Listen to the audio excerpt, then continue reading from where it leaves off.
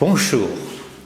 Fukushima, une des plus grandes catastrophes nucléaires qui s'est déroulée le 11 mars 2011, suite à un séisme marin. Ce séisme a entraîné un tsunami, une vague de 15 mètres de haut qui a balayé toute la côte du Japon et malheureusement qui a touché la centrale nucléaire de Fukushima. Et nous avons tous devant nos yeux ces images que nous avons vues à la télé de ce raz-de-marée qui emporte les voitures, les maisons, de gros bateaux et la dévastation et hélas ces centaines, ces milliers de morts.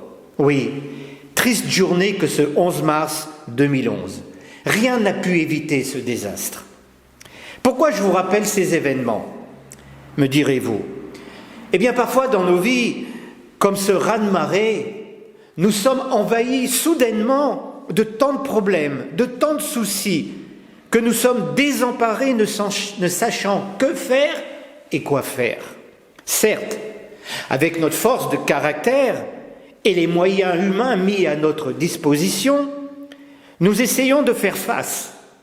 Et parfois nous y arrivons, mais avouons-le, de très nombreuses fois cela ne marche pas. Et nous commençons à sombrer et à tomber dans la dépression. Peut-être qu'aujourd'hui, chers amis internautes, votre situation est pareille à ce tsunami. Tout dans votre vie, dans votre être intérieur est chamboulé, dévasté, détruit. Tout allait bien et soudainement, suite à un événement X, vous êtes submergé ne sachant que faire, quoi faire et comment faire. Permettez-moi de vous citer ce verset que nous trouvons dans le livre du prophète Ésaïe au chapitre 59, verset 19, et je cite « Quand l'adversaire viendra comme un fleuve, l'Esprit de l'Éternel le mettra en fuite. »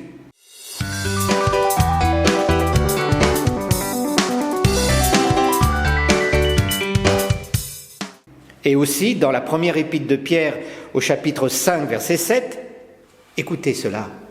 Déchargez-vous sur lui de tous vos soucis, car Jésus prend soin de vous.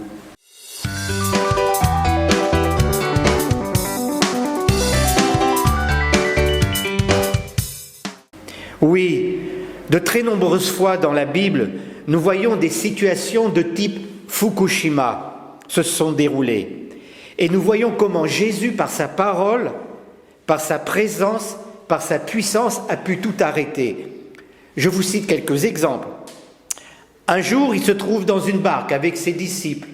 La tempête arrive, la barque est submergée par l'eau. Les disciples ont peur. Jésus se lève et arrête la tempête.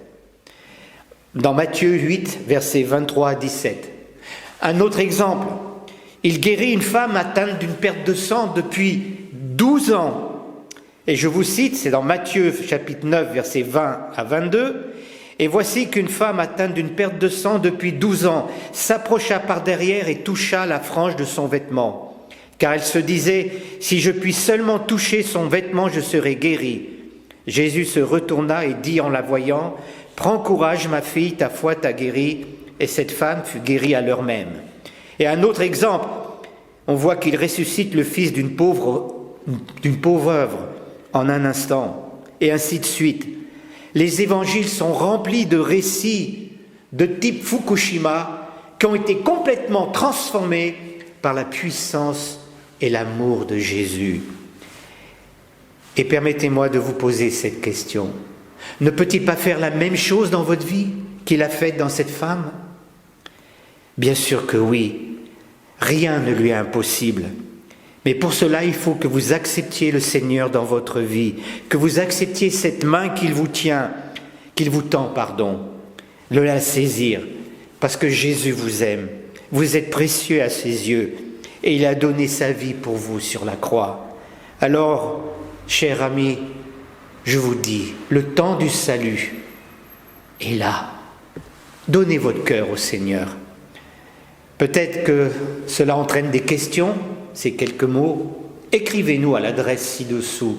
Ou alors, venez nous rejoindre dans notre communauté tous les dimanches à 9h30 et à 11h.